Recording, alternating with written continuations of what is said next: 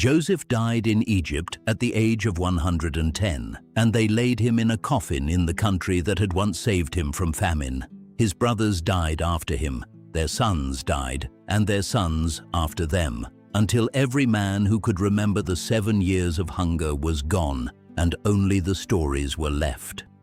But the family did not disappear with them. The children of Israel were fruitful. They multiplied and grew strong, and they filled the land of Goshen until what had begun as 70 people coming down into Egypt to survive a famine had quietly become a nation living inside another nation. For a long time, nobody minded. Egypt was vast, and the Hebrews kept to their pastures in the eastern delta, tending their flocks, burying their dead, teaching their children the name of the God who had spoken to Abraham. Then the throne changed hands, and everything changed with it. A new king rose to power in Egypt, a man who had never heard of Joseph.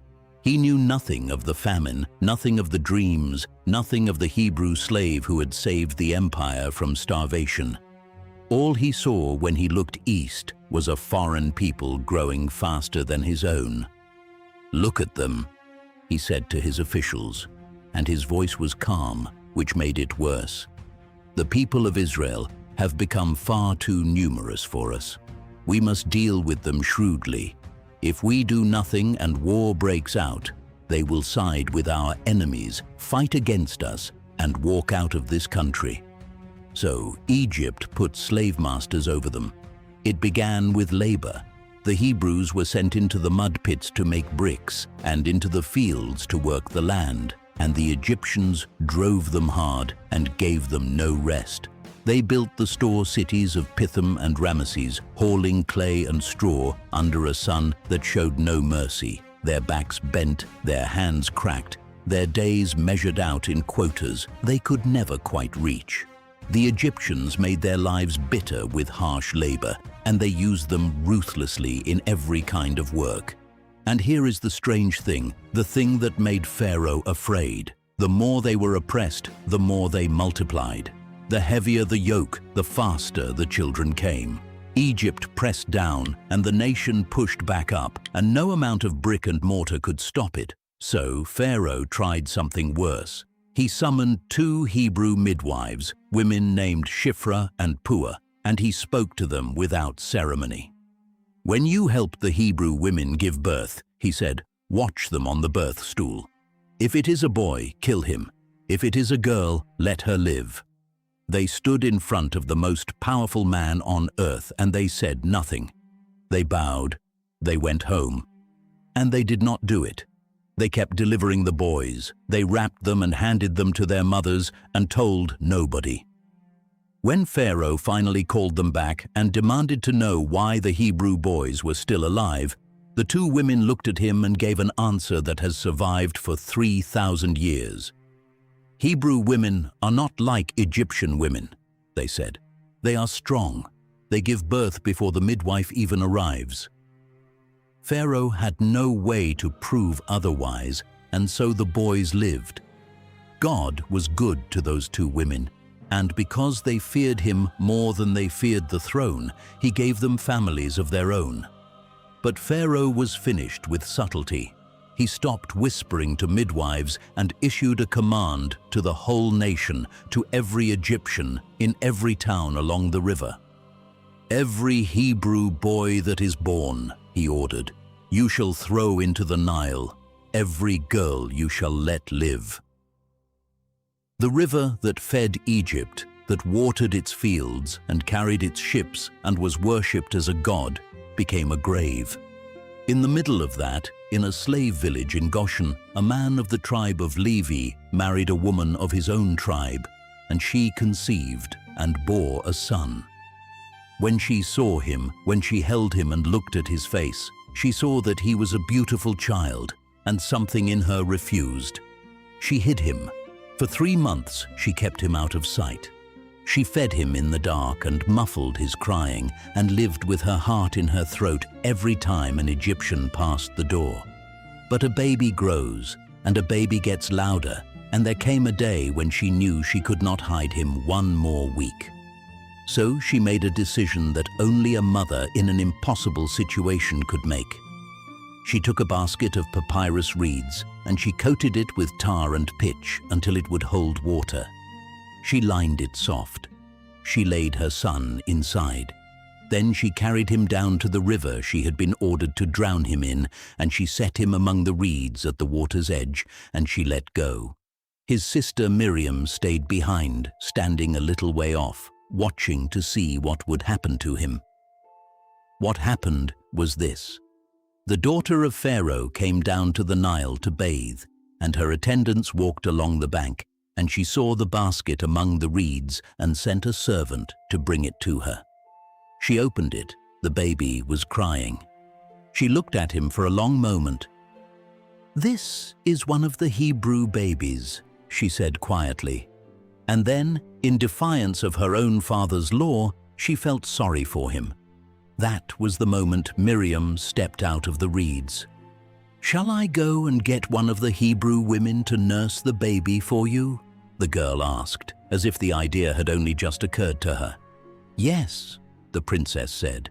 "Go." And so Miriam ran and fetched her own mother, and Pharaoh's daughter handed the child back to the woman who had borne him and said, "Take this baby and nurse him for me, and I will pay you." The mother took her son home. She raised him. She was paid Egyptian wages to keep her own son alive, out of Pharaoh's own household, under Pharaoh's own roof, on Pharaoh's own coin. The river meant to kill him carried him into the palace instead. When the boy was old enough, his mother brought him back to Pharaoh's daughter, and he became her son. She named him Moses, which in her language meant drawn out, because, as she said, "I drew him out of the water." So he grew up in the court of Egypt.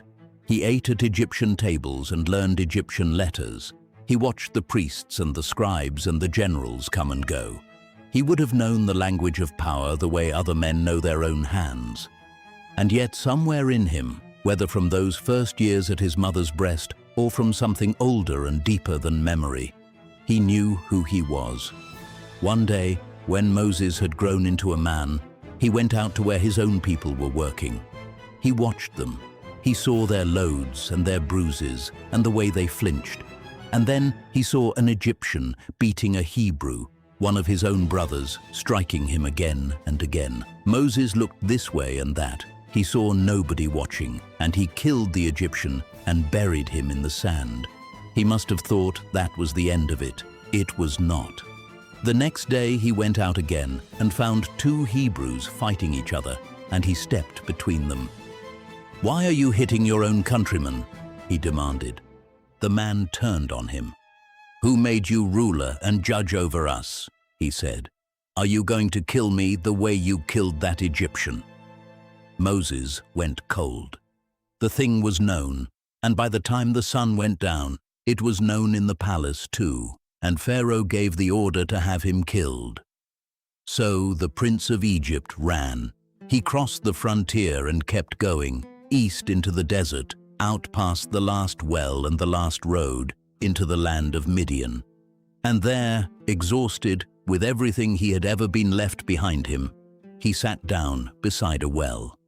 He had not been sitting long when 7 young women arrived to water their father's flock. They filled the troughs, and then a group of shepherds came and drove them off, the way they apparently did most days. Moses stood up. He rescued the women, chased the shepherds away, and then, still a stranger, still filthy from the road, he watered their flock himself. When the sisters came home early, their father was surprised. "Why have you returned so soon today?" he asked. "An Egyptian rescued us from the shepherds," they said. "He even drew the water for us and watered the flock." "Where is he?" their father said. "Why did you leave him out there? Invite him in for a meal." His name was Reuel, also called Jethro, a priest of Midian. Moses agreed to stay, and he stayed a long time. Jethro gave him his daughter Zipporah as a wife, and she bore him a son. And Moses named the boy Gershom, saying, "I have become a foreigner in a foreign land."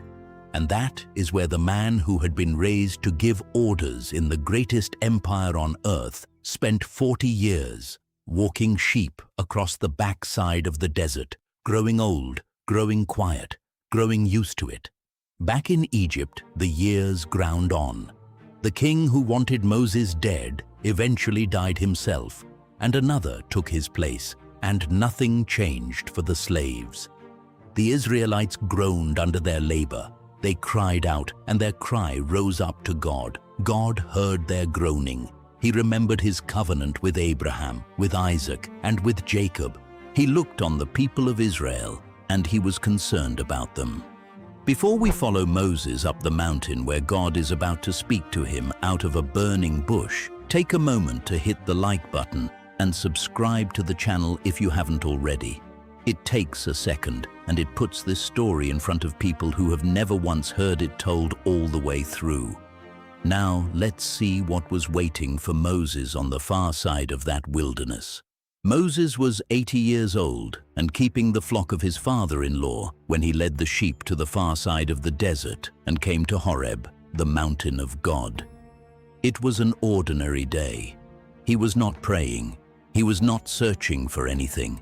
He was moving animals across rock the way he had done 10,000 times when something off to the side caught his eye. A bush was on fire. That alone was not remarkable in a place like that. What stopped him was that the bush was not burning up. The flames poured through the branches and the branches stayed green. Nothing blackened.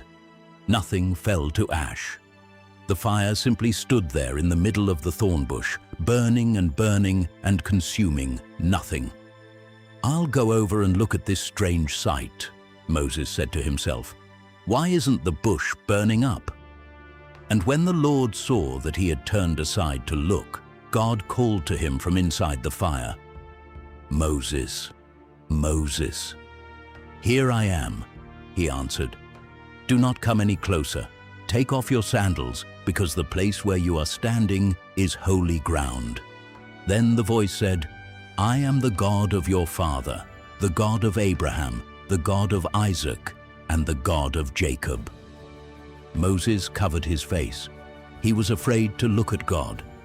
And then the God who had been silent for 400 years began to speak about slaves. "I have surely seen the misery of my people in Egypt. I have heard them crying out because of their slave drivers, and I know their suffering.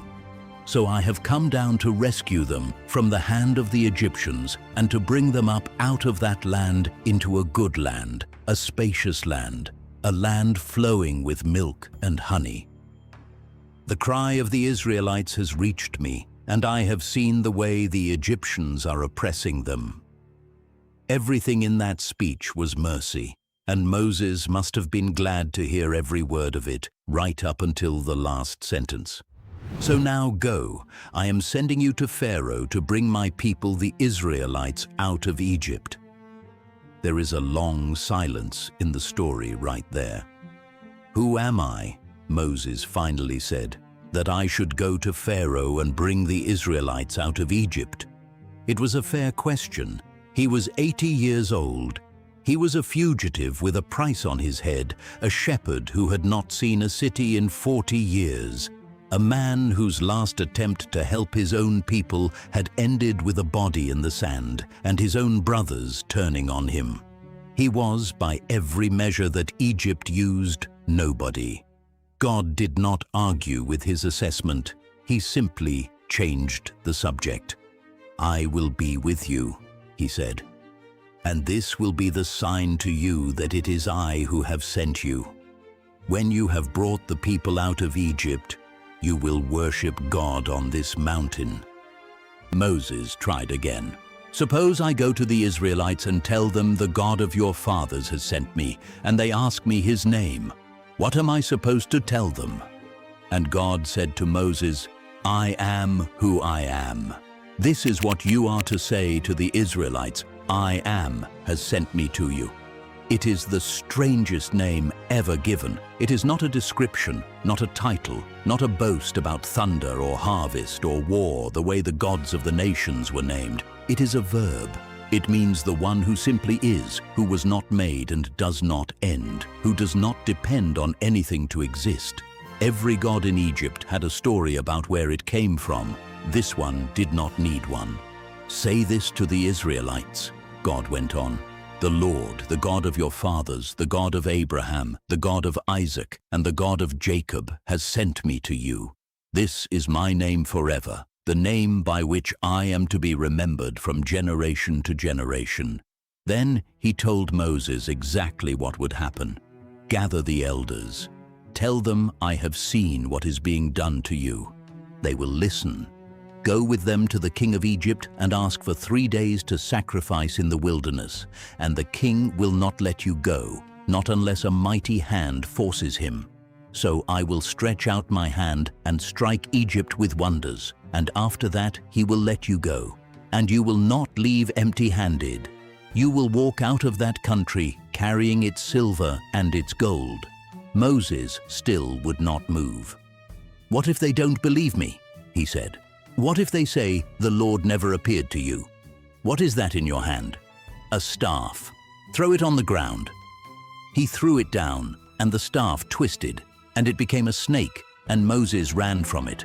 Reach out and take it by the tail. That is a great deal to ask of a man. You do not grab a snake by the tail. Moses reached out anyway, and the moment his fingers closed on it, the snake stiffened into wood again, a shepherd's staff lying harmless in his hand. That is so they will believe that the Lord, the God of their fathers, has appeared to you, God said. Now put your hand inside your cloak. Moses did, and when he drew it out, his hand was white with disease, eaten away, ruined. He put it back in and drew it out again, and it was whole, the skin as healthy as the rest of him. If they will not believe the first sign, they will believe the second. And if they still will not believe, take water from the Nile and pour it on the ground, and the water will turn to blood. Any one of those signs would have been enough for most men. Moses had one more objection, and it was the honest one, the one underneath all the others. Lord, he said, I have never been eloquent. I am not now, and I wasn't before you started speaking to your servant. I am slow of speech and slow of tongue. Who gave human beings their mouths? The Lord answered. Who makes them deaf or mute, seeing or blind? Is it not I, the Lord? Now go, I will help you speak, and I will teach you what to say. And Moses said, Please, Lord, send somebody else. That is the last argument, and it is not really an argument. It is a man out of excuses saying no. The anger of the Lord burned against Moses, and yet even his anger came out as an accommodation. What about your brother Aaron the Levite? He said. I know he can speak well. He is already on his way to meet you, and he will be glad to see you. You will speak to him and put the words in his mouth, and he will speak to the people for you. And take this staff in your hand, because with it you will perform the signs. So Moses went back to Jethro and asked leave to return to Egypt and see whether his own people were still alive. Jethro told him to go in peace. And the Lord said to Moses in Midian, Go back to Egypt, because all the men who wanted to kill you are dead. He put his wife and his sons on a donkey, took the staff of God in his hand, and started west. Aaron came out to meet him at the mountain of God, and the two brothers embraced after 40 years apart. And Moses told him everything, every word the Lord had spoken, and every sign he had been given. Then they went down into Egypt together, and gathered all the elders of Israel, and Aaron spoke while Moses performed the signs in front of them, and the people believed. When they heard that the Lord had seen their misery and was concerned about them, they bowed their heads and worshipped. That was the easy part. Afterward, Moses and Aaron went to Pharaoh, and this is what they said. This is what the Lord, the God of Israel, says. Let my people go, so that they may hold a festival to me in the wilderness. Pharaoh looked at the two old men standing in his court, and his reply was the sentence that the entire book of Exodus was written to answer. "Who is the Lord, that I should obey him and let Israel go? I do not know the Lord, and I will not let Israel go." He was not being flippant. He was stating a fact about his world. Pharaoh knew the gods. He knew Ra and Osiris and Isis and Horus and the whole crowded pantheon of the Nile, and he knew his own name among them, because in Egypt the king was not merely a man who served the gods, he was one. He had never heard of this god, and a god with no temple, no army, and no city, whose only worshippers were the men making his bricks, was not a god worth negotiating with. "Moses and Aaron," he said, "why are you taking the people away from their work? Get back to your labor. Look, the people of the land are now numerous, and you are stopping them from working." Then he did something calculated. That same day, he gave an order to the slave drivers and the Hebrew foremen. "Stop supplying the people with straw for making bricks. Let them go and gather their own straw, but require them to make the same number of bricks as before. Don't reduce the quota. They are lazy, and that is why they keep crying out about going to sacrifice to their God. Make the work harder so that they keep working and pay no attention to lies." So the people scattered across the whole of Egypt to gather stubble for straw, and the quota did not move. And when the bricks came up short, the Egyptian slave drivers beat the Hebrew foreman and demanded to know why. The foreman went to Pharaoh and pleaded with him. "Why are you treating your servants this way? We are given no straw, and yet we are told to make bricks. And now we are being beaten, and the fault is with your own people." "Lazy," Pharaoh said. "That is what you are, lazy. That is why you keep saying you want to go and sacrifice to the Lord. Now get to work. You will not be given any straw, and you will produce your full quota of bricks." The foreman walked out of the palace and understood that they were in trouble, and they found Moses and Aaron waiting for them, and they turned on them. "May the Lord look on you and judge you," they said bitterly. "You have made us obnoxious to Pharaoh and his officials. You have put a sword in their hand to kill us." So Moses went back to the Lord, and he did not pray politely. "Lord, why have you brought trouble on this people? Is this why you sent me? Ever since I went to Pharaoh to speak in your name, he has brought trouble on this people, and you have not rescued your people at all." It is worth sitting with the fact that the Bible records that prayer without softening it. The man God chose accused God to his face of making things worse, and God did not rebuke him. He answered him, "Now you will see what I will do to Pharaoh. Because of my mighty hand, he will let them go. Because of my mighty hand, he will drive them out of his country." Then God said something to Moses that reframed everything. "I am the Lord.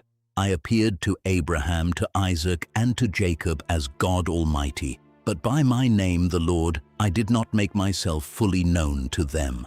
I also established my covenant with them to give them the land of Canaan. And I have heard the groaning of the Israelites, whom the Egyptians are enslaving, and I have remembered my covenant. Therefore say to the Israelites, I am the Lord, and I will bring you out from under the yoke of the Egyptians. I will free you from being slaves to them, and I will redeem you with an outstretched arm and with mighty acts of judgment. I will take you as my own people, and I will be your God.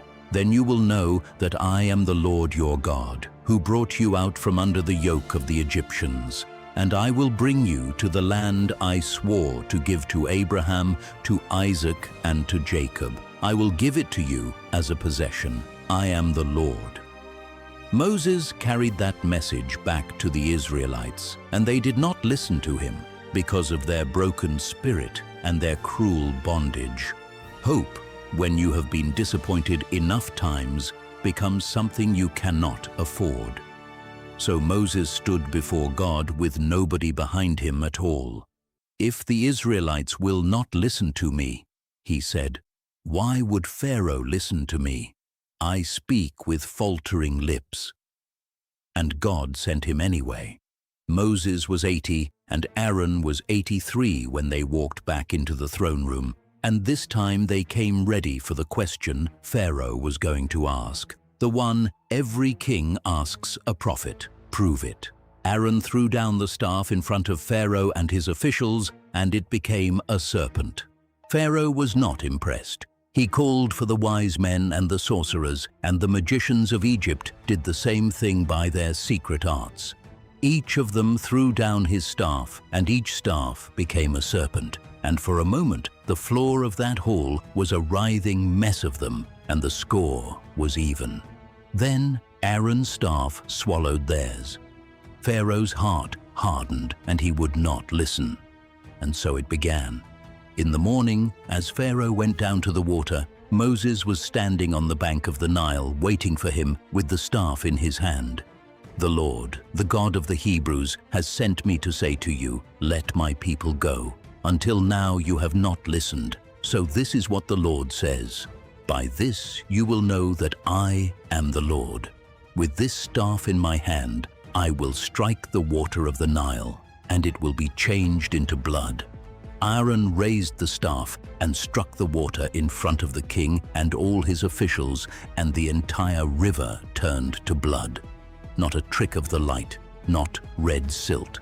The fish died. The river stank. The blood spread up every canal and every irrigation ditch, into the ponds and the reservoirs and the stone jars and the wooden buckets standing in the kitchens, until there was blood in every corner of Egypt and nothing left to drink. Understand what that meant to the people watching. The Nile was not a water supply. It was a god. Hapi was the spirit of the flood, the giver of life, the reason Egypt existed at all in the middle of a desert. Every year, the river rose and left black soil behind it, and the nation ate for another 12 months. And now the god of the river was undrinkable, and the Egyptians were digging along the banks for seepage because they could not touch it. The magicians managed to produce blood by their own arts, which is a curious kind of victory. Nobody in Egypt needed more blood. And Pharaoh turned, went into his palace, and did not take even this to heart. 7 days passed. Then Moses came again. "Let my people go, so that they may worship me. If you refuse, I will send a plague of frogs on your whole country. The Nile will teem with them. They will come up into your palace and your bedroom and onto your bed, into the houses of your officials and your people, into your ovens and your kneading troughs. They will go up on you and on your people and on all your officials." Aaron stretched out his hand over the waters, and the frogs came up and covered the land. There is something almost humiliating about this one. It is not a war. It is not fire from the sky. It is frogs. Endless frogs, in the flour, in the bedding, under your feet in the dark, croaking through every hour of the night in a country that could not kill them fast enough. And the magicians brilliantly did the same thing and produced more frogs, which helped nobody. It was Pharaoh who broke first. "Pray to the Lord to take the frogs away from me and my people," he said, "and I will let your people go to offer sacrifices to the Lord." Moses answered him with something close to courtesy. "I leave to you the honor of setting the time. When shall I pray for you and your people that the frogs may leave?" "Tomorrow," Pharaoh said. It is one of the smallest and saddest words in the book. He had a man in front of him who could end it that hour, and he chose one more night with the frogs rather than admit how badly he needed it. "It will be as you say," Moses told him, "so that you may know there is no one like the Lord our God." And the next day the frogs died. They died in the houses and the courtyards and the fields, and the people piled them into heaps, and the whole land reeked. But when Pharaoh saw that there was relief, he hardened his heart and would not listen. So Aaron struck the dust of the ground with his staff, and the dust of all Egypt became gnats, swarming over people and animals alike, in the eyes and the mouth and the nose, until nobody could stand still. The magicians tried to reproduce it and could not. They tried again and failed, and then they went to the king and said a thing they had never said before. "This is the finger of God." Pharaoh's own priests told him he was fighting someone he could not beat. His heart was hard, and he would not listen to them either. The next morning, Moses was waiting for him at the water again. "This is what the Lord says. Let my people go, or I will send swarms of flies on you and your officials and your people and into your houses. But on that day, I will deal differently with the land of Goshen, where my people live. No swarms of flies will be there, so that you will know that I, the Lord, am in this land. I will make a distinction between my people and your people." That was new. Up to now, the plagues had fallen on everyone. From here on, there is a line drawn on the map, and the Hebrews live on the other side of it. The flies came in dense swarms and ruined the land throughout Egypt, and in Goshen the air was clean. Pharaoh summoned Moses and Aaron and tried to negotiate. "Go, sacrifice to your God, but do it here in the land." "That would not be right," Moses said. "The sacrifices we offer to the Lord would be detestable to the Egyptians. If we offer sacrifices that are detestable in their eyes, will they not stone us? We must take a 3-day journey into the wilderness to offer sacrifices to the Lord our God, as he commands us." "I will let you go to offer sacrifices to the Lord your God in the wilderness," Pharaoh said, "but you must not go very far. Now, pray for me." Moses prayed, and the Lord removed the flies, and not one was left. And when the air cleared, Pharaoh hardened his heart again and would not let the people go. Then the Lord struck the livestock. Every horse and donkey and camel, every herd and every flock in the fields of Egypt fell to a terrible plague, and the animals of the Israelites did not. Pharaoh sent men out to investigate, and they came back and confirmed it. Not one animal belonging to the Israelites had died, and still his heart was unyielding. So Moses and Aaron took handfuls of soot from a furnace, and Moses tossed it into the air in front of Pharaoh, and it became fine dust over the whole land, and festering boils broke out on people and animals everywhere in Egypt. The magicians could not stand before Moses because the boils were on them too. The wise men of Egypt, the men who had matched the first 2 signs, could not even remain in the room. And now the plagues stopped being an argument and became a warning. "Get up early in the morning," the Lord told Moses, "and confront Pharaoh and say to him, 'This is what the Lord, the God of the Hebrews, says. Let my people go so that they may worship me. Or this time I will send the full force of my plagues against you and against your officials and your people, so you may know that there is no one like me in all the earth. For by now I could have stretched out my hand and struck you and your people with a plague that would have wiped you off the earth. But I have raised you up for this very purpose, that I might show you my power, and that my name might be proclaimed in all the earth." Then came the specific mercy that is easy to miss.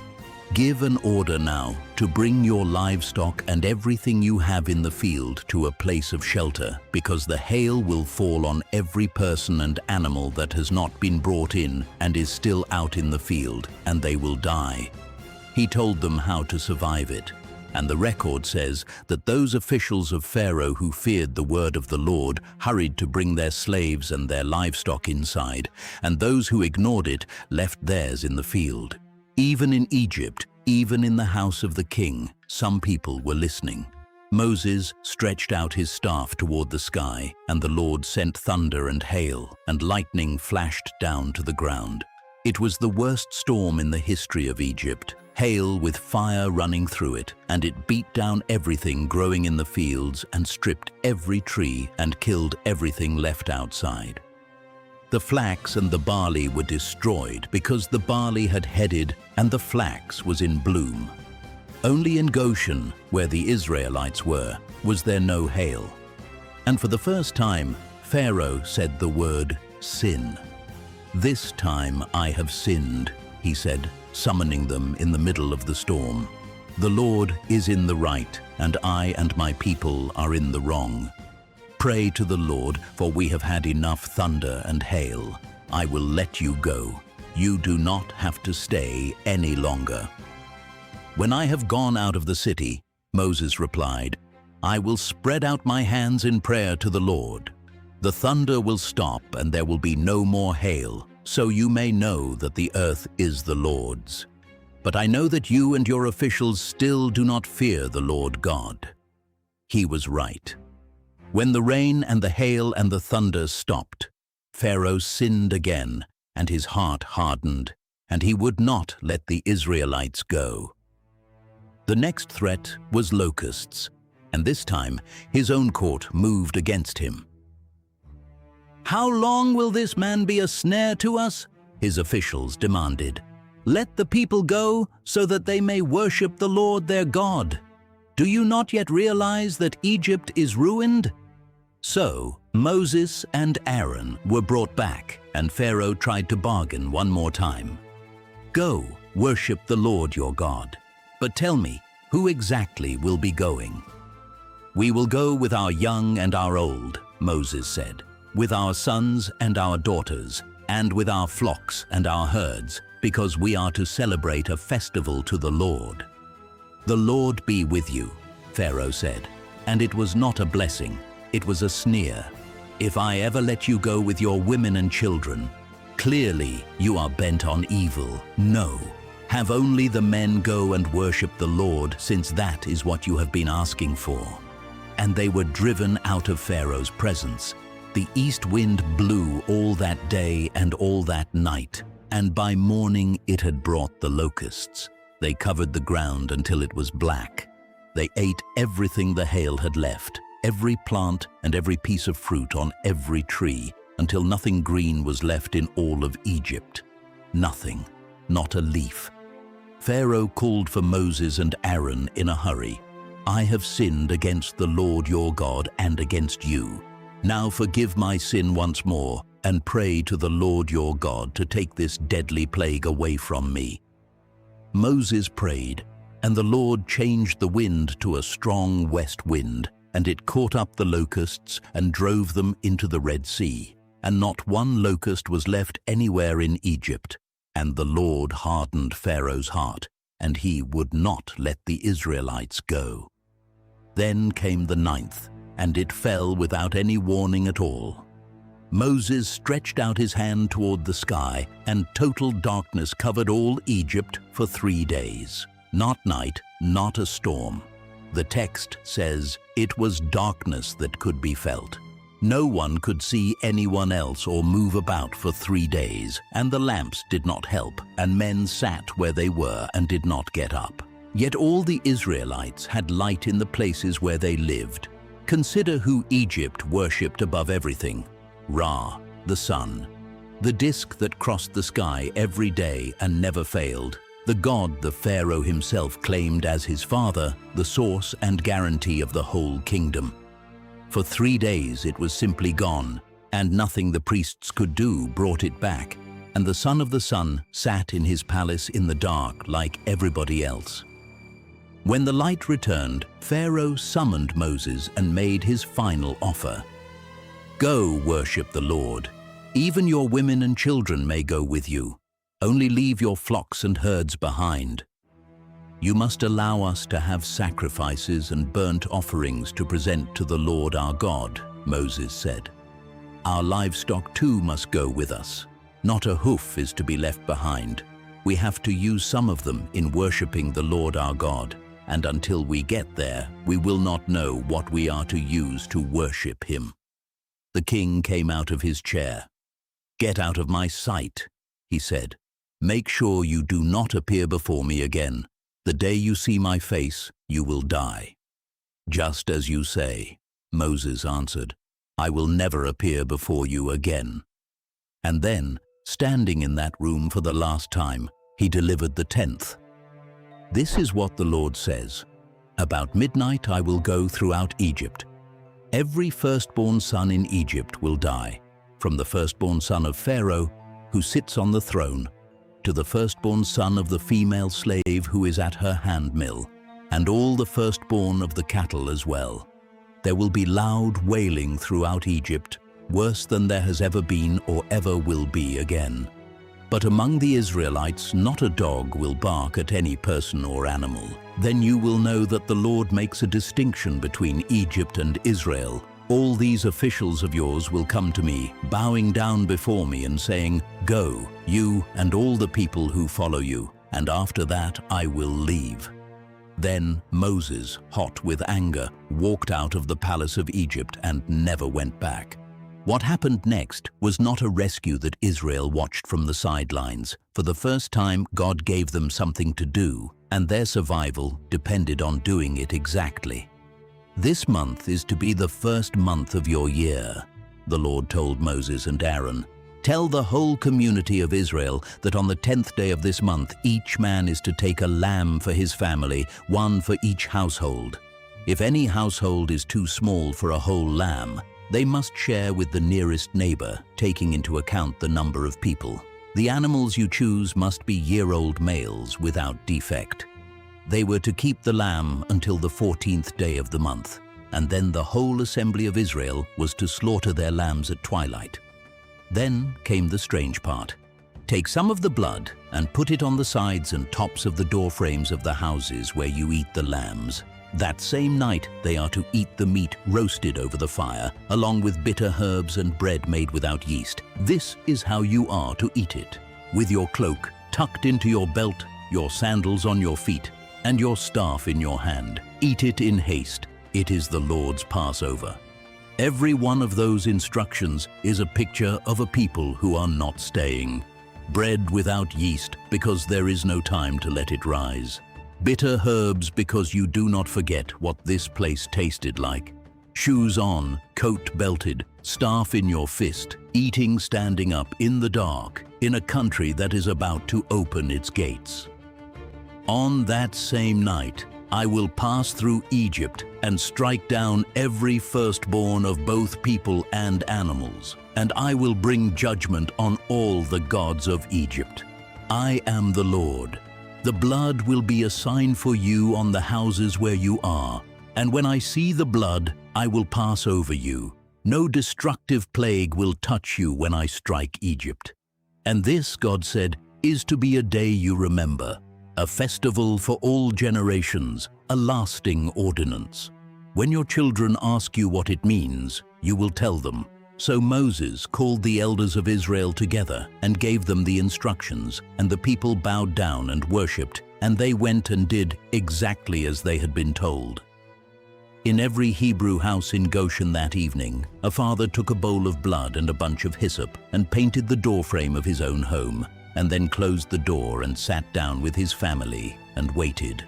At midnight, the Lord struck down all the firstborn in Egypt, from the firstborn of Pharaoh, who sat on the throne, to the firstborn of the prisoner in the dungeon, and the firstborn of all the livestock as well. Pharaoh got up in the night, and all his officials and all the Egyptians, and there was loud wailing in Egypt, for there was not a house without someone dead in it. Every family in the empire, from the palace to the prison, was awake and grieving at the same hour. He sent for Moses and Aaron in the middle of the night, and this time he did not bargain. "Up, leave my people, you and the Israelites. Go, worship the Lord as you have requested. Take your flocks and herds as you have said, and go, and also bless me."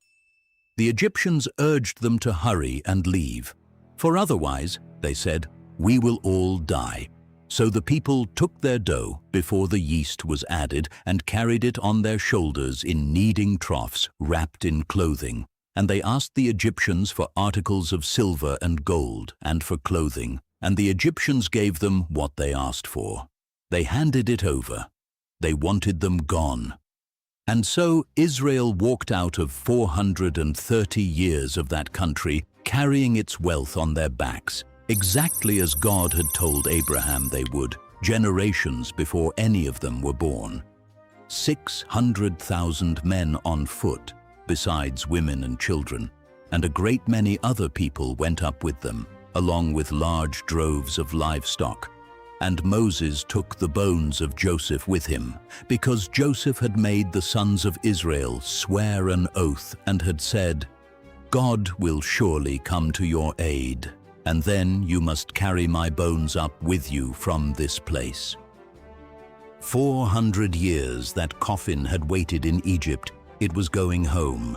They left Ramesses and camped at Succoth, and God did not take them by the shortest road, which ran along the coast through Philistine country, because he said the people might change their minds when they saw war and go back to Egypt. So he led them the long way, toward the desert road by the Red Sea. And he went ahead of them, by day in a pillar of cloud to guide them on their way, and by night in a pillar of fire to give them light, so that they could travel by day or night. Neither the pillar of cloud by day nor the pillar of fire by night left its place in front of the people. Then God told Moses to turn back and camp by the sea. It made no military sense at all, and it was not meant to.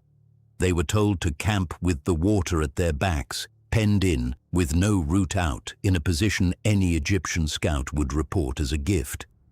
Pharaoh will think the Israelites are wandering around the land in confusion, hemmed in by the desert, the Lord said. And I will harden Pharaoh's heart, and he will pursue them. But I will gain glory for myself through Pharaoh and all his army, and the Egyptians will know that I am the Lord. When the king of Egypt was told that the people had fled, he and his officials changed their minds and said, "What have we done? We have let the Israelites go and have lost their services." So he had his chariot made ready and took his army with him. 600 of the best chariots, along with all the other chariots of Egypt, with officers over all of them, and he pursued the Israelites, who were marching out boldly. The Egyptians overtook them as they camped by the sea. As Pharaoh approached, the Israelites looked up, and there were the Egyptians marching after them, and the dust of the chariots on the horizon, and the sea behind them. They were terrified, and they cried out to the Lord, and then they turned on Moses. "Was it because there were no graves in Egypt that you brought us to the desert to die? What have you done to us by bringing us out of Egypt? Didn't we say to you in Egypt, 'Leave us alone, let us serve the Egyptians'? It would have been better for us to serve the Egyptians than to die in the desert." They had seen the river turn to blood. They had eaten in the light while Egypt sat in darkness. They had painted blood on their own doorposts and lived through the night that emptied every Egyptian house. And it took the sight of chariots to erase all of it. Moses answered the people, and it is one of the great sentences in the Bible. "Do not be afraid. Stand firm, and you will see the deliverance the Lord will bring you today. The Egyptians you see today, you will never see again. The Lord will fight for you. You need only to be still." Then the Lord said to Moses, "Why are you crying out to me? Tell the Israelites to move on. Raise your staff and stretch out your hand over the sea to divide the water so that the Israelites can go through the sea on dry ground." And the angel of God, who had been traveling in front of Israel's army, withdrew and went behind them. The pillar of cloud moved from in front and stood behind them, coming between the armies of Egypt and Israel. Through all that night the cloud brought darkness to the one side and light to the other, so neither went near the other all night long. Then Moses stretched out his hand over the sea, and all that night the Lord drove the sea back with a strong east wind and turned it into dry land. The waters were divided, and the Israelites went through the sea on dry ground, with a wall of water on their right and on their left. Try to picture what it took to be the first man to step down onto that seabed in the dark with a child on his shoulder. Try to picture the last family in that column, hours later, walking a corridor of standing water with the sound of Egyptian horses behind them. The Egyptians pursued them, and all Pharaoh's horses and chariots and horsemen followed them into the sea. During the last watch of the night, the Lord looked down from the pillar of fire and cloud at the Egyptian army and threw it into confusion. He jammed the wheels of their chariots so that they had difficulty driving, and the Egyptians said, "Let us get away from the Israelites. The Lord is fighting for them against Egypt." It was too late. The Lord told Moses to stretch out his hand over the sea again, and at daybreak the water flowed back to its place. The Egyptians were fleeing toward it, and the Lord swept them into the sea. The water covered the chariots and the horsemen and the entire army of Pharaoh that had followed the Israelites into the sea. Not one of them survived. That day the Lord saved Israel from the hands of the Egyptians, and Israel saw the Egyptians lying dead on the shore. And when they saw the mighty hand of the Lord displayed against Egypt, the people feared the Lord and put their trust in him and in Moses his servant. And then, standing on the far bank, with the water still running off them, they sang, "I will sing to the Lord, for he is highly exalted. The horse and its rider he has hurled into the sea. The Lord is my strength and my defense. He has become my salvation. He is my God, and I will praise him, my Father's God, and I will exalt him. Who among the gods is like you, Lord? Who is like you, majestic in holiness, awesome in glory, working wonders? In your unfailing love, you will lead the people you have redeemed. In your strength, you will guide them to your holy dwelling. The Lord reigns forever and ever." Then Miriam the prophet, Aaron's sister, took a timbrel in her hand, and all the women followed her with timbrels and dancing. The same woman who had stood in the reeds 80 years earlier watching a basket, waiting to see what would happen to her baby brother, led a nation in a victory song on the far side of the sea. The singing lasted 3 days. Moses led Israel from the Red Sea into the desert of Shur, and they traveled for 3 days without finding water.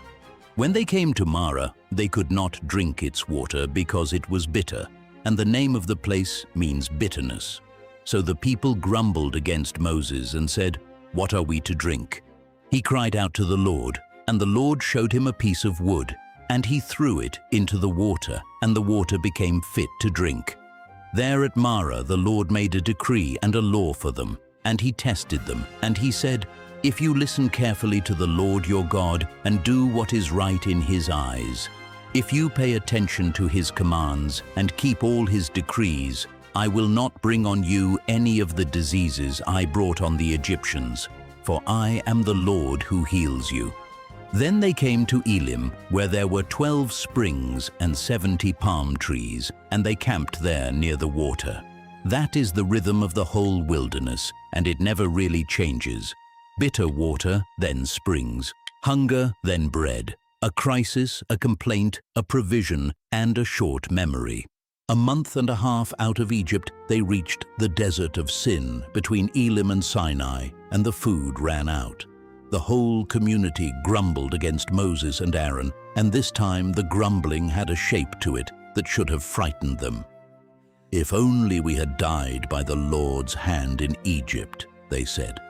"There we sat around pots of meat and ate all the food we wanted, but you have brought us out into this desert to starve this entire assembly to death."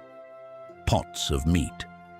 They were slaves making bricks without straw and being beaten when they came up short.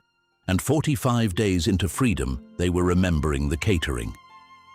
"I have heard the grumbling of the Israelites," the Lord said to Moses. "Tell them, at twilight you will eat meat, and in the morning you will be filled with bread. Then you will know that I am the Lord your God." That evening, quail came and covered the camp. And in the morning there was a layer of dew around it, and when the dew was gone, thin flakes like frost lay on the desert floor. When the Israelites saw it, they said to each other, "What is it?" because they did not know what it was. And that question became its name, manna. It is the bread the Lord has given you to eat. Moses told them, "Gather as much as each of you needs. Take an omer for each person you have in your tent."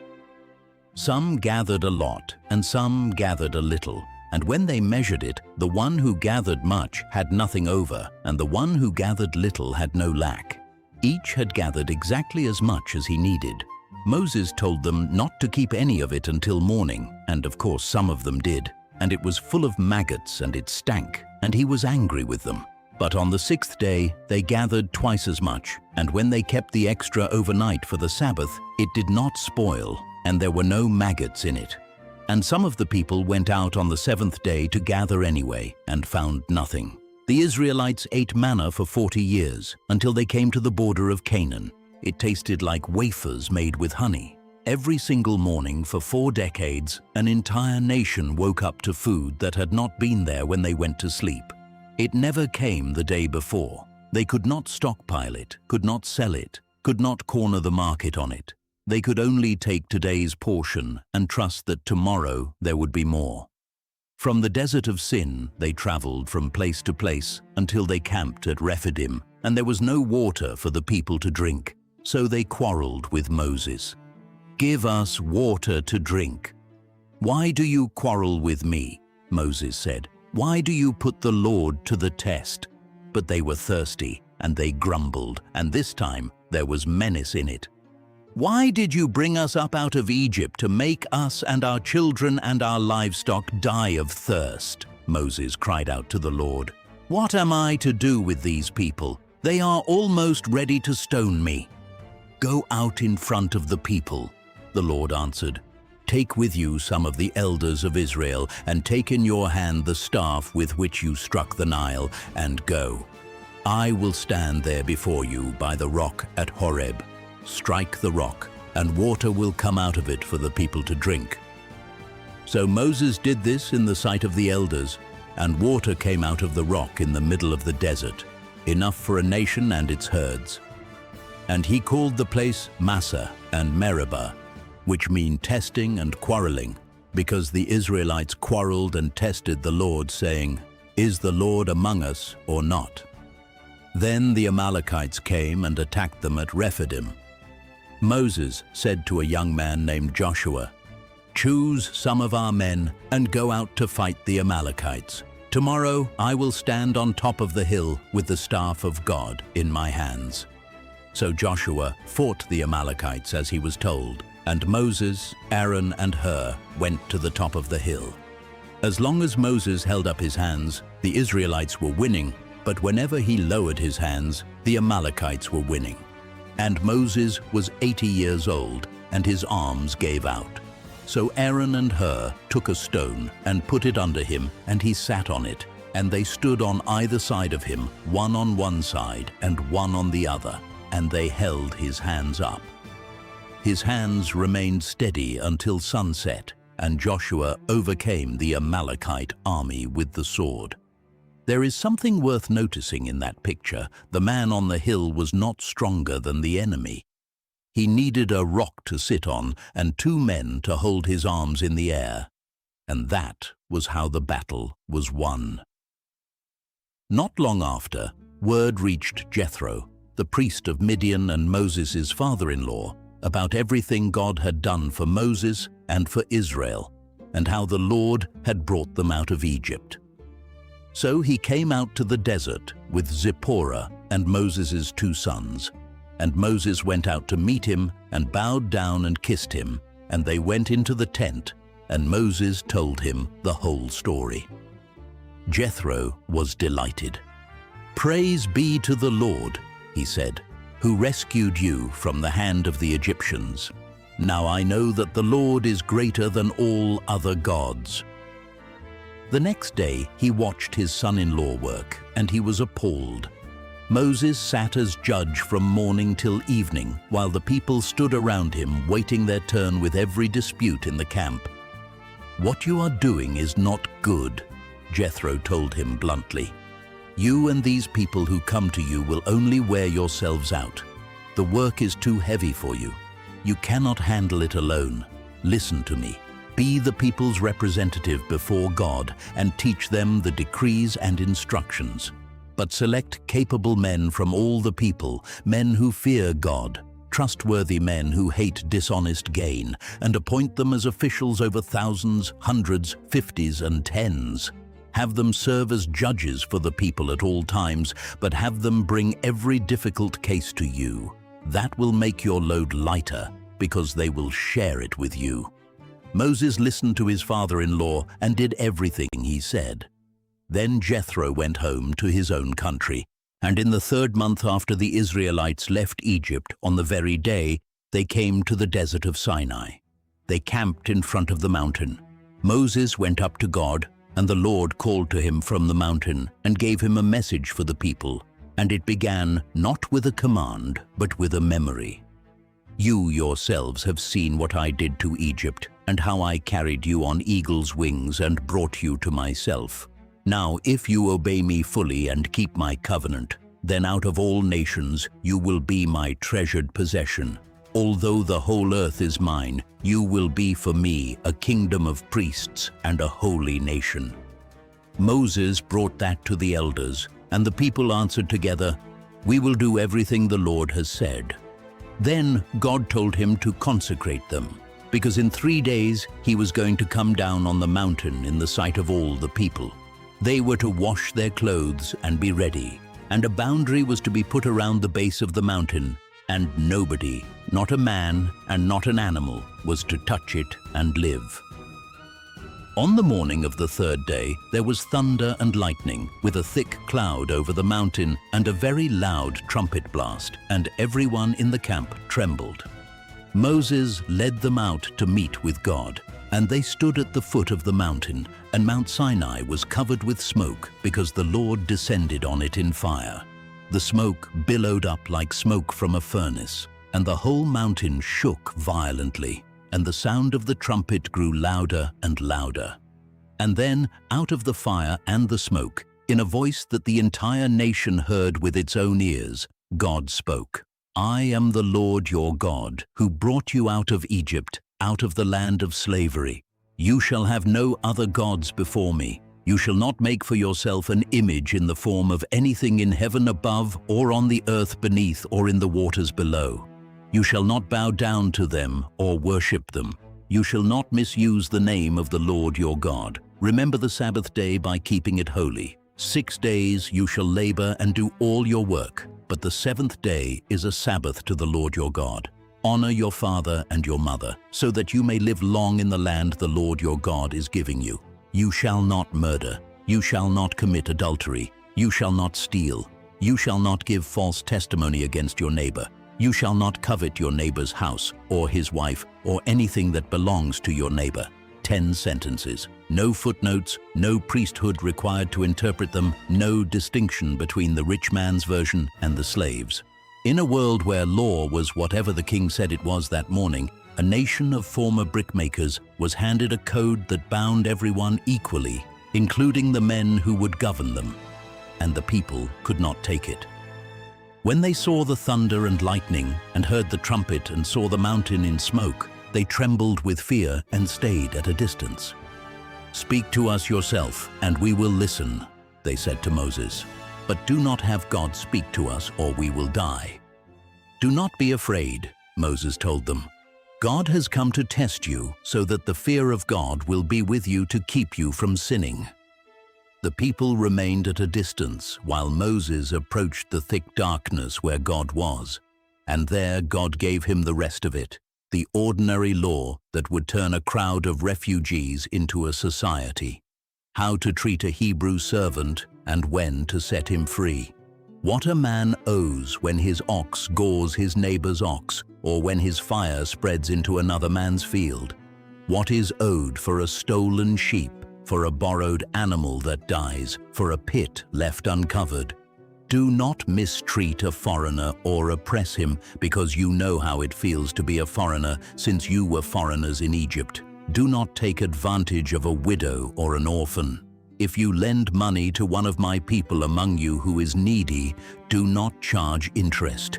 If you take your neighbor's cloak as a pledge, return it by sunset, because that cloak is the only covering he has. Do not spread false reports. Do not follow the crowd in doing wrong. Do not deny justice to your poor people in their lawsuits. Do not accept a bribe, for a bribe blinds those who see and twists the words of the innocent. For 6 years you shall sow your fields and harvest the crops, but during the 7th year let the land lie unplowed, and let the poor among your people get food from it. 3 times a year you are to celebrate a festival to me, and I am sending an angel ahead of you to guard you along the way and to bring you to the place I have prepared. Then Moses came down and told the people all the Lord's words and laws, and they responded with one voice, "Everything the Lord has said we will do." So he wrote it all down. Early the next morning, he built an altar at the foot of the mountain with 12 stone pillars, one for each of the 12 tribes, and young Israelite men sacrificed young bulls as fellowship offerings. Moses took half of the blood and put it in bowls and splashed the other half against the altar. Then he took the book of the covenant and read it to the people, and they said again, "We will do everything the Lord has said, we will obey." And Moses took the blood from the bowls and sprinkled it on the people and said, "This is the blood of the covenant that the Lord has made with you in accordance with all these words." Then Moses and Aaron's sons Nadab and Abihu, and 70 of the elders of Israel went up, and they saw the God of Israel. Under his feet was something like a pavement made of lapis lazuli, as bright blue as the sky itself. God did not raise his hand against these leaders of the Israelites. They saw God, and they ate and drank. Then the Lord called Moses higher. "Come up to me on the mountain and stay here, and I will give you the tablets of stone with the law and commandments I have written for their instruction." He left Aaron and Hur in charge, and he went up with Joshua, and the cloud covered the mountain, and the glory of the Lord settled on it. To the Israelites below, the glory of the Lord looked like a consuming fire on top of the mountain. Moses entered the cloud as he went on up, and he stayed on the mountain 40 days and 40 nights. For those 40 days, God gave him plans, not laws now, blueprints, a tent and everything in it, described down to the last loop and clasp. "Bring me an offering," God said, "and receive it from everyone whose heart prompts them to give. Gold and silver and bronze, blue and purple and scarlet yarn, fine linen, goat hair, ram skins dyed red, acacia wood, olive oil, spices, onyx stones." And then the reason for all of it. "Have them make a sanctuary for me, and I will dwell among them." That is the sentence the entire book has been driving toward. God did not bring them out of Egypt only to give them a country. He brought them out so he could live with them. So the plans came, one after another. An ark of acacia wood overlaid with pure gold to hold the tablets of the covenant, with a cover of solid gold, and 2 cherubim of hammered gold, facing each other with their wings spread over it. There, above the cover between the 2 cherubim, I will meet with you and give you my commands. A table for the bread of the presence. A lampstand hammered out of a single piece of pure gold with branches like almond blossoms that was never to go out. Curtains of finely twisted linen worked with cherubim, and a veil to separate the holy place from the most holy place. An altar for burnt offerings, a courtyard of linen hangings, a bronze basin for washing, and clothing, because someone had to serve in there. Garments for Aaron and his sons, made to give them dignity and honor. An ephod of gold and blue and purple and scarlet, with 2 onyx stones on the shoulder pieces engraved with the names of the sons of Israel, 6 on one and 6 on the other, so that Aaron would carry their names on his shoulders before the Lord, and a breastpiece of judgment set with 12 precious stones in 4 rows, each engraved with the name of a tribe worn over his heart. He was to carry the names of the sons of Israel over his heart whenever he entered the holy place, as a continuing memorial before the Lord. their names on his shoulders and their names over his heart. Strength and love every time he walked in. There was to be incense burned every morning and every evening, and a special anointing oil and a plate of pure gold fastened to the front of Aaron's turban, engraved with 4 words. Holy to the Lord. And God named the craftsmen. See, I have chosen Bezalel, and I have filled him with the Spirit of God, with wisdom, with understanding, with knowledge, and with all kinds of skills, to make artistic designs for work in gold, silver, and bronze, to cut and set stones, to work in wood, and to engage in all kinds of crafts. Moreover, I have appointed Oholiab to help him, and I have given ability to all the skilled workers to make everything I have commanded you. It is the first time in the Bible that anyone is said to be filled with the Spirit of God, and it is not a prophet or a king. It is a man who was good with his hands. Then, when the Lord finished speaking to Moses on Mount Sinai, he gave him the 2 tablets of the covenant law, tablets of stone inscribed by the finger of God. And while all of that was happening on the mountain, the people at the bottom were doing something else. 40 days is a long time to wait for a man who walked into a cloud on top of a burning mountain.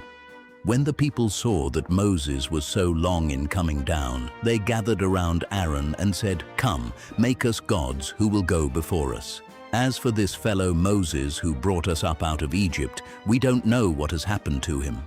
This is the same crowd that had stood at the foot of that mountain 6 weeks earlier and heard the voice of God say with their own ears, "You shall have no other gods before me," and had answered out loud, "Everything the Lord has said we will do." And Aaron, the man Moses had left in charge, did not say no. "Take off the gold earrings that your wives, your sons, and your daughters are wearing," he told them, "and bring them to me." So they brought him the gold, the same gold they had carried out of Egypt, and he took what they handed him and made it into an idol cast in the shape of a calf, fashioning it with a tool. And they said, "These are your gods, Israel, who brought you up out of Egypt." When Aaron saw how it was going, he built an altar in front of the calf and made an announcement. "Tomorrow there will be a festival to the Lord." That may be the worst part of it. He did not even rename it. He kept the Lord's name on a golden bull and told them it was the same religion. So the next day they rose early and sacrificed and sat down to eat and drink and got up to indulge in revelry. On the mountain, God said to Moses, "Go down, because your people, whom you brought up out of Egypt, have become corrupt. They have been quick to turn away from what I commanded them and have made themselves an idol cast in the shape of a calf. They have bowed down to it and sacrificed to it and said, 'These are your gods, Israel, who brought you up out of Egypt.'" Notice the pronoun, "your people, whom you brought up." God handed them back to Moses. "I have seen these people," he went on, "and they are a stiff-necked people. Now leave me alone, so that my anger may burn against them, and that I may destroy them. Then I will make you into a great nation." It was an offer. Start over. One faithful man, a fresh line, the same promise made to Abraham, made again to him. And Moses, standing between a furious God and the people who had spent 6 weeks blaming him for everything, turned it down. "Lord," he said, "why should your anger burn against your people, whom you brought out of Egypt with great power and a mighty hand? Why should the Egyptians say it was with evil intent that he brought them out, to kill them in the mountains and to wipe them off the face of the earth? Turn from your fierce anger, relent, and do not bring disaster on your people. Remember your servants, Abraham, Isaac, and Israel, to whom you swore by your own self. Remember that you promised them, 'I will make your descendants as numerous as the stars in the sky, and I will give your descendants all this land I promised them, and it will be their inheritance forever.'" He did not defend them. There was nothing to defend. He argued God's reputation and God's promise, and nothing else, and the Lord relented and did not bring on his people the disaster he had threatened. Then Moses turned and went down the mountain with the 2 tablets of the covenant law in his hands, inscribed on both sides, front and back. The tablets were the work of God, and the writing was the writing of God, engraved on the tablets. Joshua heard the noise first. "There is the sound of war in the camp," he said. "It is not the sound of victory." Moses answered, "It is not the sound of defeat. It is the sound of singing that I hear." And when he came near the camp and saw the calf and the dancing, his anger burned, and he threw the tablets out of his hands, breaking them to pieces at the foot of the mountain. The most valuable objects that have ever existed on this earth, written by the finger of God, and he smashed them in front of everybody. It was not a tantrum, it was an accurate statement. The covenant those tablets contained had already been broken by the people they were meant for, and he made them watch it happen. Then he took the calf they had made and burned it in the fire. He ground it to powder, scattered it on the water, and made the Israelites drink it. He turned to his brother. "What did these people do to you that you led them into such great sin?" And Aaron gave one of the most human answers in Scripture, which is to say, he lied. "Do not be angry, my lord," he said. "You know how prone these people are to evil. They said to me, 'Make us gods who will go before us.' So I told them, 'Whoever has any gold jewelry, take it off.'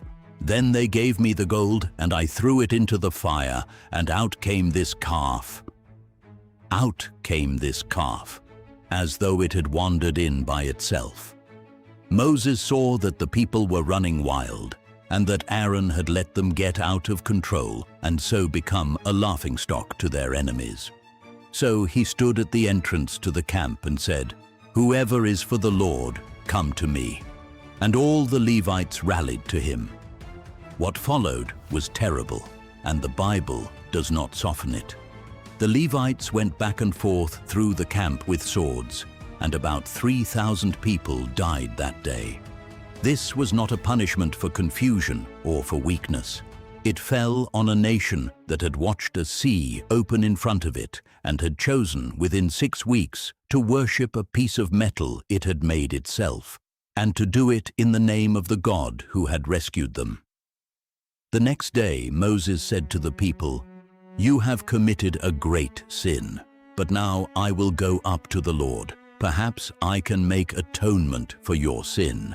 So he went back up, and what he said there is one of the boldest prayers ever prayed.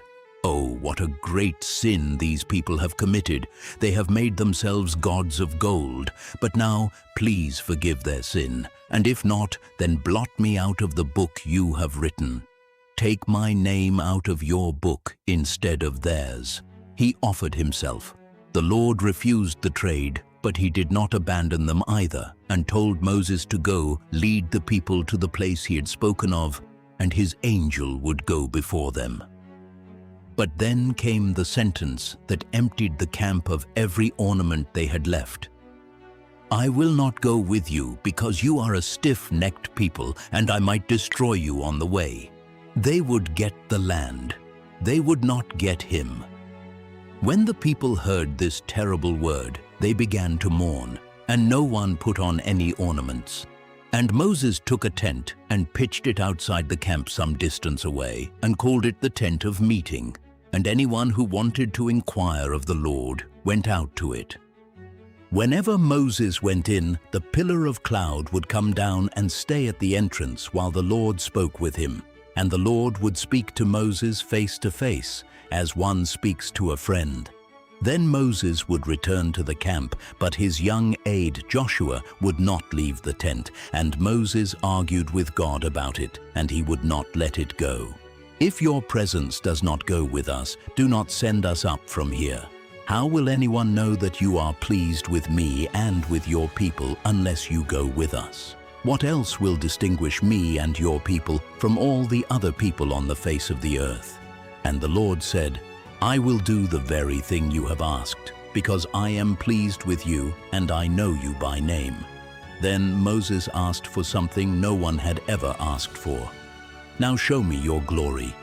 I will cause all my goodness to pass in front of you, the Lord said, and I will proclaim my name, the Lord, in your presence. I will have mercy on whom I will have mercy, and I will have compassion on whom I will have compassion. But you cannot see my face, for no one may see me and live. There is a place near me where you may stand on a rock. When my glory passes by, I will put you in a cleft in the rock and cover you with my hand until I have passed by. Then I will remove my hand, and you will see my back, but my face must not be seen. So Moses chiseled out 2 new stone tablets and went up Sinai in the morning as he had been commanded. And the Lord came down in the cloud and stood there with him and proclaimed his name. The Lord, the compassionate and gracious God, slow to anger, abounding in love and faithfulness, maintaining love to thousands, and forgiving wickedness, rebellion, and sin. Yet he does not leave the guilty unpunished. Of all the moments God could have chosen to define himself, he chose the one right after they had built the calf. When he finally said out loud who he is, the first word out of his mouth was compassionate.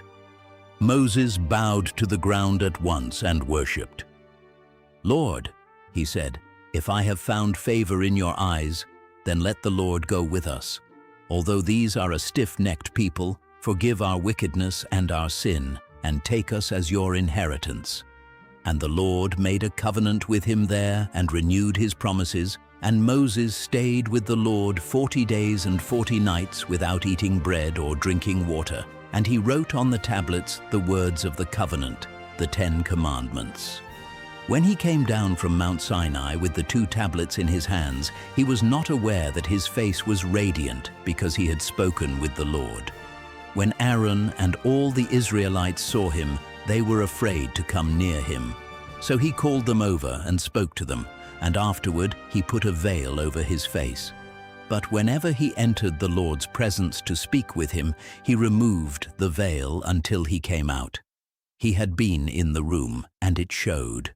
Then Moses assembled the whole Israelite community and told them what the Lord had commanded, and he began with the Sabbath, and then he asked them for their gold.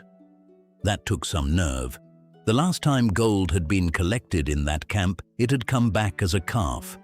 But this time, Moses told them exactly what it was for, and he made one thing clear about how it would be gathered.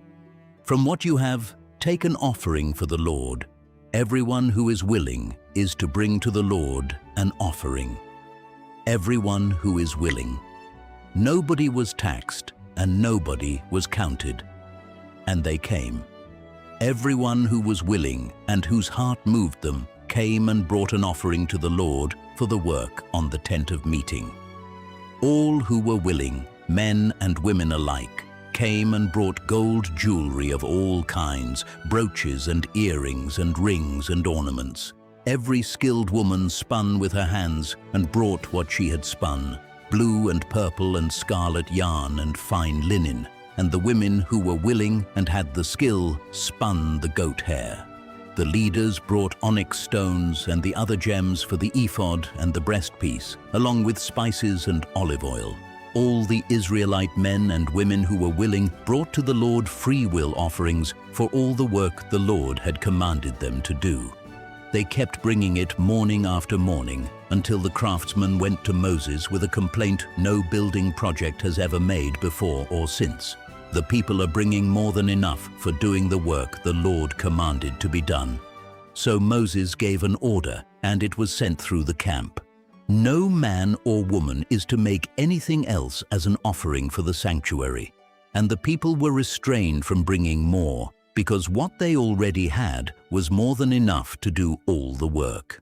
The same nation that had grumbled about water and meat and had melted its jewelry into an idol had to be told to stop giving. Bezalel and Oholiab and every skilled person to whom the Lord had given ability went to work. They made the curtains of finely twisted linen with cherubim worked into them, and the covering of goat hair over that, and ram skins dyed red over that.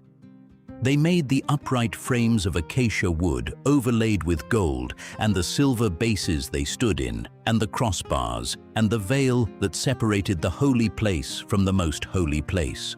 Bezalel made the ark of acacia wood, and overlaid it with pure gold inside and out, and made a gold molding around it, and cast 4 gold rings for the poles, so that it could be carried and never touched.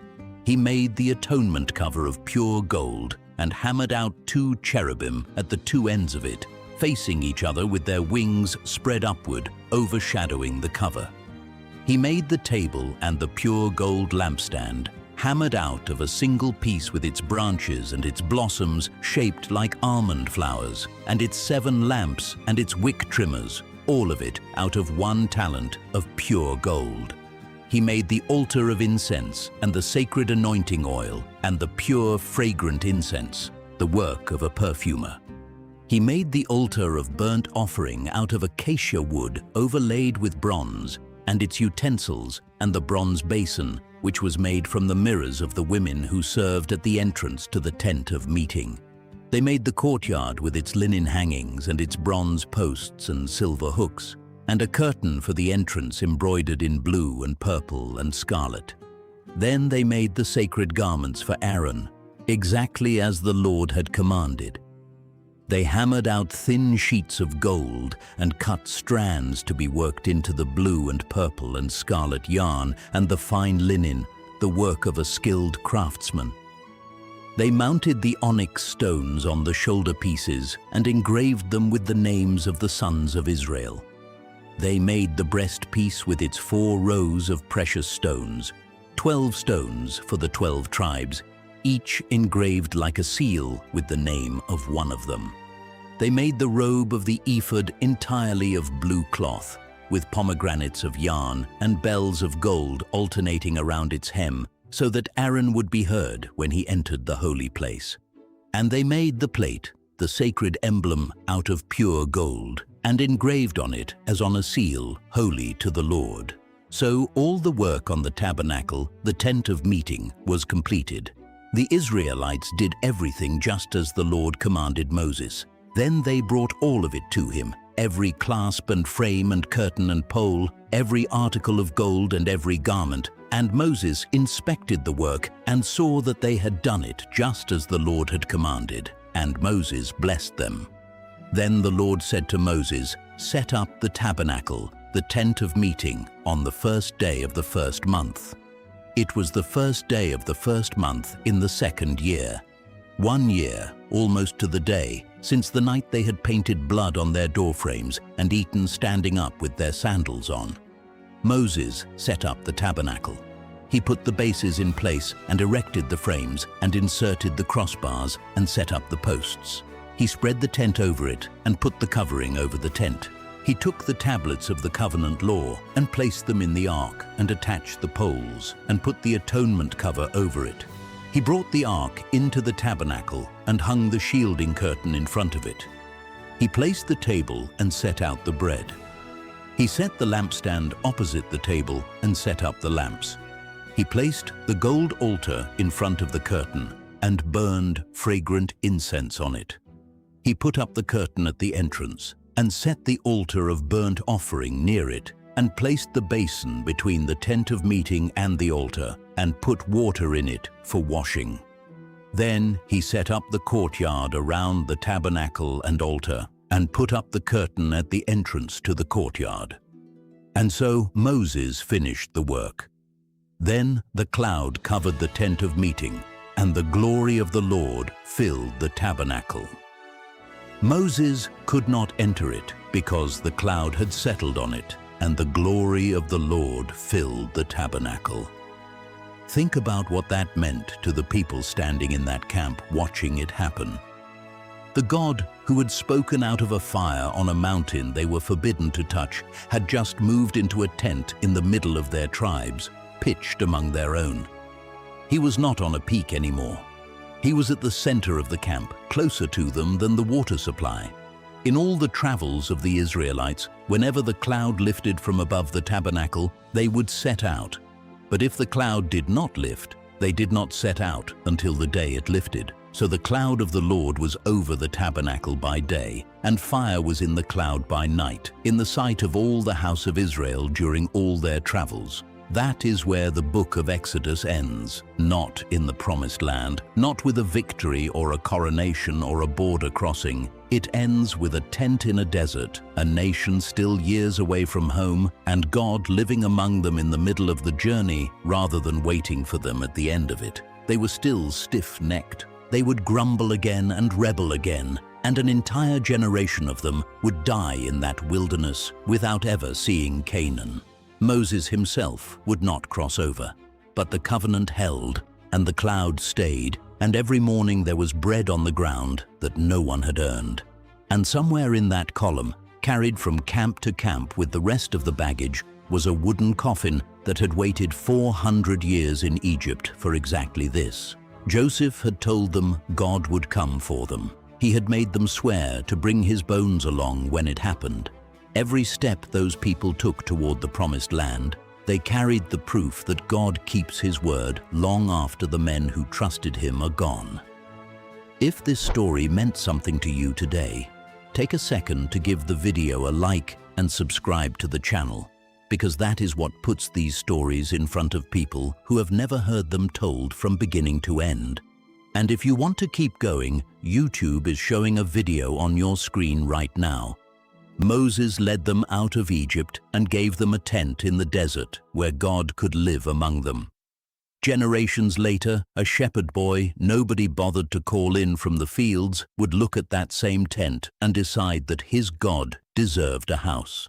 That is the complete story of David, the giant killer, the fugitive, the worshipper, the sinner, and the man God still called a man after his own heart. Watch it now. May the Lord bless you and your family. Amen.